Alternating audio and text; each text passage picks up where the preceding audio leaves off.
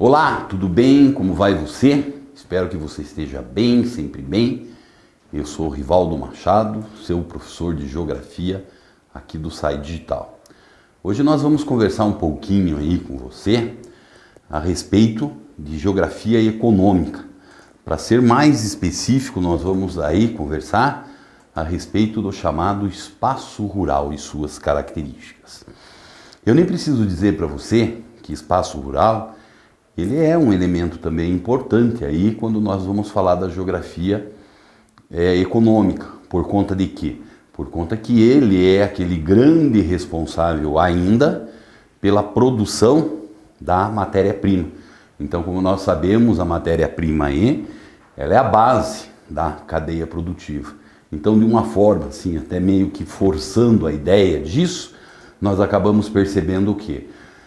Que o campo, por assim dizer, ele vai tratar de ser a mola propulsora de todo o desenvolvimento econômico. É claro que só o campo também, ele não consegue sustentar esse desenvolvimento. Mas sem sombra de dúvidas é importante que a gente tenha essa ideia na nossa cabeça de que sempre o campo ele acaba se apresentando como aí uma atividade de grande importância.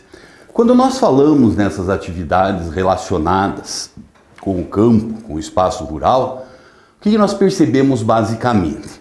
Nós percebemos basicamente que existe um conjunto grande de atividades que elas são praticadas no campo. Então, como nós falamos nessas atividades, basicamente nós podemos definir em dois grandes grupos. De um lado nós temos as atividades extrativistas, e do outro lado nós temos as atividades reprodutivistas. O que seriam atividades extrativistas?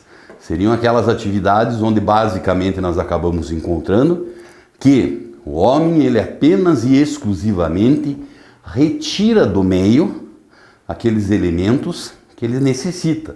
Então ele não ajuda a produzir. É diferente das atividades reprodutivistas. Nessas atividades nós acabamos percebendo que o homem se viu na obrigação de ir lá e produzir. Então essas atividades nós acabamos tendo que são representadas principalmente pela agricultura e também pela pecuária. Então, como eu já disse para você, nossa preocupação hoje é o extrativismo. Quando nós falamos nesse extrativismo, nós acabamos tendo o que aí? Basicamente nós encontramos três grandes tipos de extrativismo, que seriam o extrativismo animal, mineral e vegetal. Então é mais ou menos o que nós temos aqui. Então, nós acabamos encontrando um exemplo aí desses três grandes tipos de extrativismo. Então, o extrativismo mineral, ele apresenta um destaque muito grande.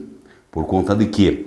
Porque, sem sombra de dúvidas, hoje ele é a atividade mais representativa que nós temos. A mineração, então, ela é responsável por uma produção muito significativa entre os PIBs de diversos países, tá certo? Sempre lembrando que muitas vezes, como mostra a nossa imagem aí, esse extrativismo mineral, ele é um extrativismo que ele acaba trazendo o quê? Impactos ao meio ambiente, que são impactos muito grandes. É só você lembrar recentemente aí no Brasil que essa atividade mineradora, ela tratou de se destacar, por exemplo, na mídia e na imprensa. Por conta do que ocorreu esse destaque, né? Nós tivemos, por exemplo, aí grandes desastres ecológicos, como Mariana, Brumadinho e assim por diante. Além disso, nós acabamos tendo o quê? Os dois outros tipos de extrativismo, o vegetal e o animal, eles acabam sendo extrativismo que cada vez hoje a gente trata de praticá-los numa intensidade menor. De forma nenhuma, eu estou tentando afirmar aqui, que essas atividades, elas perdem sua importância, né? Mas só que por outro lado, nós também acabamos percebendo que esses dois tipos de extrativismo, eles já não conseguem ter uma produção suficiente, significativa, para dar conta da demanda humana. Então é justamente por conta disso que nós acabamos encontrando aí a presença do quê? A presença do surgimento da agricultura, né? A revolução agrícola. e também nós encontramos o desenvolvimento da pecuária, a domesticação e também aí a criação dos rebanhos que nós temos ao redor do planeta. Então as atividades extrativistas, como eu falei para você, elas são atividades muito importantes. Tá?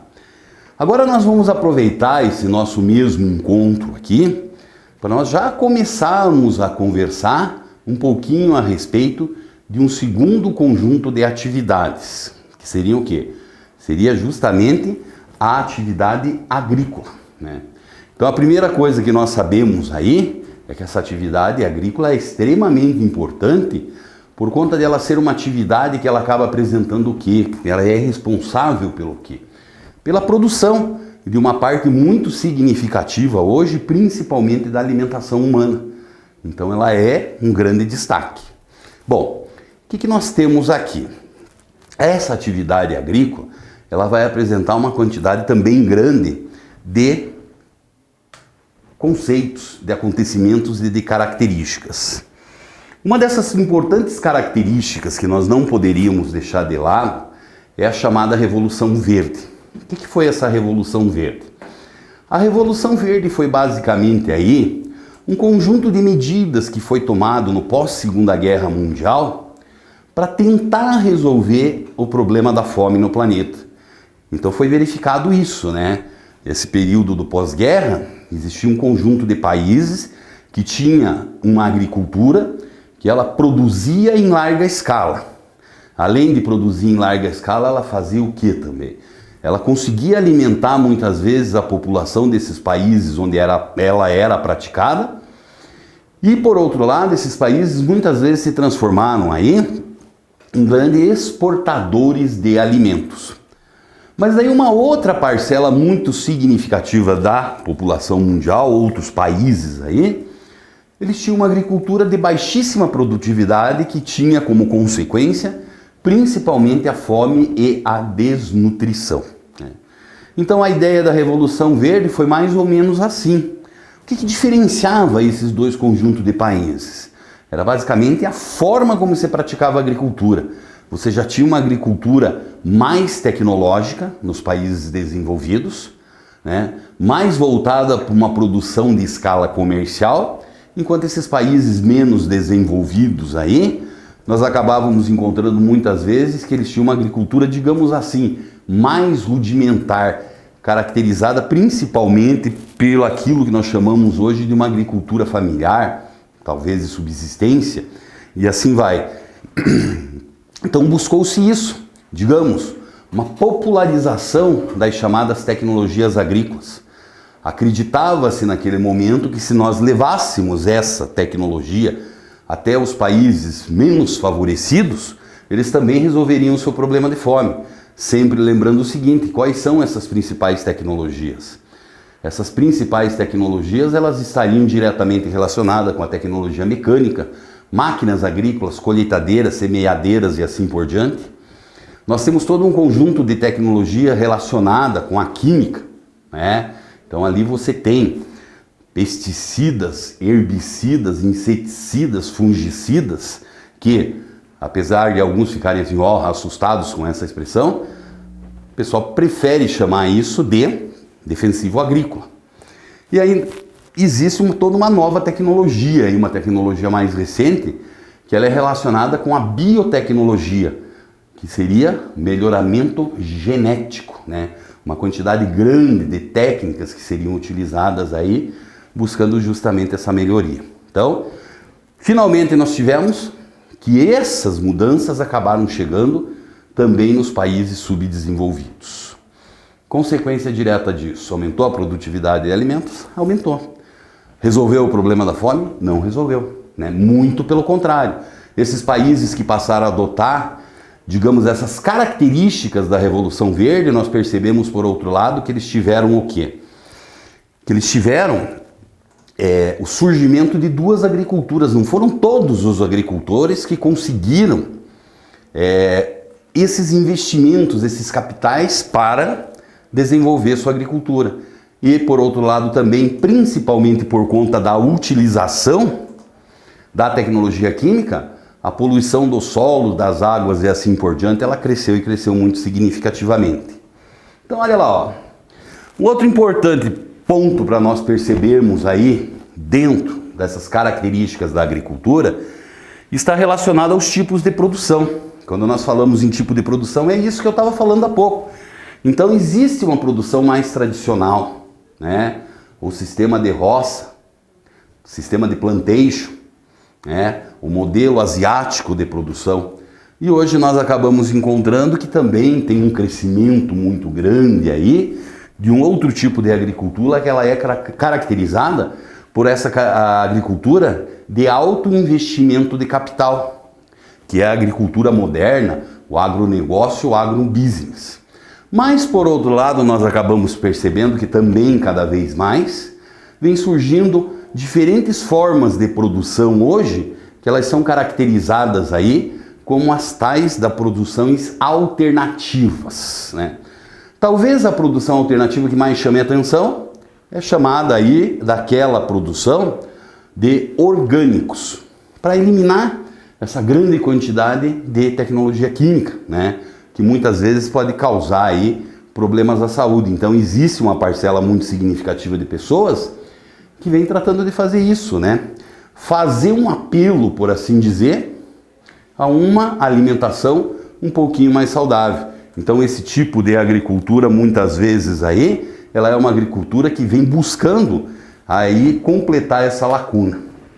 O que nós temos ainda? Diferença entre uma agricultura intensiva e uma agricultura extensiva, né? A agricultura intensiva, ela vai ser caracterizada por uma pequena utilização de terra, de espaço, somada ao quê? Também uma baixa utilização de mão de obra, mas uma utilização muito intensa de capitais. Então, por exemplo, a agricultura moderna é o melhor exemplo disso, que vai ser diferente dos sistemas extensivos de produção. Eles são caracterizados por um uso mais intensivo de espaço, de mão de obra, né? E um baixo investimento de capitais. Como acontece, por exemplo, muitas vezes aí com os sistemas que nós encontramos aí como sistemas tradicionais, tá? Olha lá, ó. E fechando a nossa conversa de hoje, aquela velha ideia que eu já chamei a atenção sua lá no começo da nossa conversa aqui dessa tela, quando nós falávamos de Revolução Verde. Então o que acabou acontecendo muitas vezes como consequência dessa Revolução Verde é que nós tivemos aí o surgimento de duas grandes formas de produção, dois grandes tipos de agricultura, que é a agricultura familiar mais tradicional e por outro lado nós tivemos também essa agricultura moderna, o agronegócio, tá? Então essa agricultura familiar é aquela basicamente que visa mais o sustento daqueles que estão trabalhando lá na agricultura, enquanto o chamado agronegócio ele vai ser caracterizado pela presença de investimentos muito pesados de capitais e que eles têm uma função pura e exclusiva de fazer o quê? Se você investe o capital, automaticamente você busca um retorno na forma de lucro. Então, geralmente nós acabamos encontrando que esse agronegócio, esse agrobusiness aí, ele apresenta uma dinâmica muito grande. Porque hoje, por exemplo, Brasil, nós sabemos que o principal produto agrícola nosso é a soja. Por que todo mundo produz soja e ela é produzida nesse sistema mais moderno? Porque ela gera um lucro extremamente elevado no mercado internacional. Amanhã ou depois, se surge, por exemplo, um outro produto que ele trate de gerar mais lucro que a soja, digamos, sei lá, o algodão, né? Feijão, o arroz, eu não sei dizer qual, automaticamente nós acabamos percebendo o quê? Automaticamente nós acabamos percebendo aí que vai existir uma migração de todo esse capital investido para a produção desse novo produto. O grande problema é que alguns países, por exemplo aí, como é o caso do Brasil, poderia se encaixar, a gente percebe que nos últimos anos o agronegócio ele vem crescendo numa velocidade muito grande, né? Em detrimento do crescimento dessa agricultura familiar. E daí nós acabamos encontrando o quê? Podemos ter aí um problema no futuro, que ele vai ser chamado do quê? De segurança alimentar. Nós produzimos alimentos para o mundo inteiro. E se você lembrar, até um certo número de anos atrás, um dos principais programas sociais do governo brasileiro se chamava Fome Zero. Não parece mesmo uma contradição isso aí? Então tá bom. Tudo certo? Tudo bem? Legal. Grande abraço para você.